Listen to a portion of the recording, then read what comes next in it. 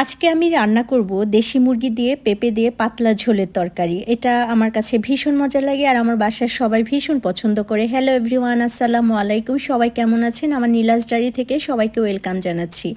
এখানে আমি পরিমাণ মতো তেল আর এখানে যে মুরগির যে মশলাটা থাকে সব কিছু আমি একত্র করে একসাথে এখানে সব কিছু দিয়ে দিয়েছি। এখানে আমি বাটা মশলাটা ইউজ করেছি আর অল্প পরিমাণে মরিচের যে গুঁড়াটা ছিল সেটাও দিয়েছি, মানে সব কিছু একত্র করে এখানে আমি দিয়েছি। আগে নর্মালি দেখা যেত যে আমি মরিচ বাটারটা দিয়ে রান্না করতাম, সেটার ফ্লেভারটা সত্যিকারে অন্যরকম হয়, যারা রান্না করেন তারা তো জানেনই, কিন্তু অসুস্থতার জন্য একটু ওইটা কম দেওয়া হয় আর কি, এই আর কি।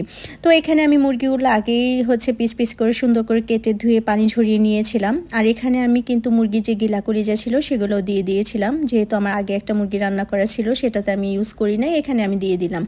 তো মুরগিটা কিন্তু আমি মশলাটা ভালোভাবে কষিয়ে আর এখানে কিন্তু মুরগিটা দিয়ে দিয়েছি, কারণ মুরগিটা যত বেশি কষানো হবে তত বেশি কিন্তু খেতে ভালো লাগে। আর দেশি মুরগিটা কিন্তু সময় লাগে একটু বেশি, যদিও আমি এখানে পেঁপে ইউজ করব, আর পেঁপে দিলে কিন্তু মুরগিটা তাড়াতাড়ি সিদ্ধ হয়ে যায়। আর আপনারা কি কখনো পেঁপে দিয়ে খেয়েছেন কিনা আমি জানি না, পেঁপে দিয়ে আলু দিয়ে মুরগির যে পাতলা ঝোল খেতে কিন্তু বেশ দারুণ লাগে। আর এখানে আমার সত্যি কথা বলতে এটা আমার বড় ভিডিও করার একদমই ইচ্ছা ছিল না, আর অনেক দিন ধরেই কিন্তু আমি বড় ভিডিও দেই না। আগে সপ্তাহে 3টা করে বড় ভিডিও দিতাম, এখন দেয়াই হয় না। ফোনে এত পরিমাণে ভিডিও আমার শ্যুট করা আছে, কিন্তু আমি যে এডিট করে দিব সেই ইচ্ছাটাই হয় না, কেন জানি শরীর ভালো লাগে না, আর ভয়েস দিতে তো একদমই ইচ্ছা করে না। কিন্তু যেহেতু বড় ভিডিও দেই না, সেই তো বললাম যে আজকে চিন্তা করলাম যে আচ্ছা একটা বড় ভিডিও আপনাদের জন্য দিয়ে দিই। আর আমি কিন্তু এখানে মুরগিটা একটু ভালোভাবে কষিয়ে তারপরেই কিন্তু এখানে পেঁপেটা দিলাম। পেঁপেটা দিয়েও কিন্তু বেশ অনেকক্ষণ কষাবো, তারপর কিন্তু আমি গরম পানির যে ঝোলটা থাকে পানিটা থাকে সেটা দিয়ে দিব। আর আমি কিন্তু তরকারিতে সব সময়ই ইউজ করি ফুটানো পানিটা, আর ফুটানো পানিটা দিলে তরকারি কালারটা যেরকম ঠিক থাকে, তরকারিটাও কিন্তু বেশ মজা লাগে।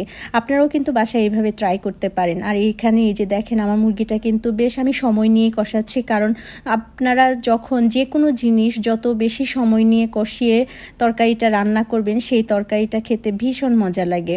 একবার চিন্তা করেছিলাম যে মুরগিটা পাতলা শুধু ঝোল করে ফেলবো, পরে চিন্তা করলাম যে যেহেতু 2-1 দিন পর পর পাতলা ঝোল খাওয়া হয়েছে, আজকে পেঁপে দিয়ে রান্না করি। আর এই তো আমার কথা বলতে বলতে কিন্তু আমি গরম পানিটা এখানে দিয়ে দিলাম, পরিমাণ মতো দিয়েছি, আপনারাও আপনাদের পরিমাণ মতো এখানে পানিটা দিবেন। আমি ফুটানো পানিটা দেওয়ার পরে কিন্তু ঢাকনা দিয়ে একবারও ঢাকি নাই, আর ঢাকনা দিয়ে ঢাকলে আমার কাছে কেন জানি মনে হয় তরকারি কালারটা নষ্ট হয়ে যায়। এটা কিন্তু ঢাকনা ছাড়াই আমি একদম পুরাটাই রান্না করে নিয়েছি। আর এই তো দেখেন একদম কিন্তু শেষের পর্যায়ে আপনাদের সাথে কথা বলতে বলতে কিন্তু আমার তরকারিটাও রান্না হয়ে গিয়েছে। আর এভাবে কি কেউ কখনো খেয়েছেন কিনা অবশ্যই কমেন্ট করে জানাবেন, আর আমার তরকারিটা কেমন হয়েছে সেটাও কিন্তু অবশ্যই জানাবেন। সবাই ভালো থাকবেন, আমার জন্য অনেক বেশি দোয়া করবেন যেন খুব তাড়াতাড়ি আমি সুস্থ হয়ে যাই এবং খুব ভালো ভালো ভিডিও দিতে পারি। সবাই অনেক বেশি ভালো থাকবেন, নিজের যত্ন নেবেন। আল্লাহ হাফেজ।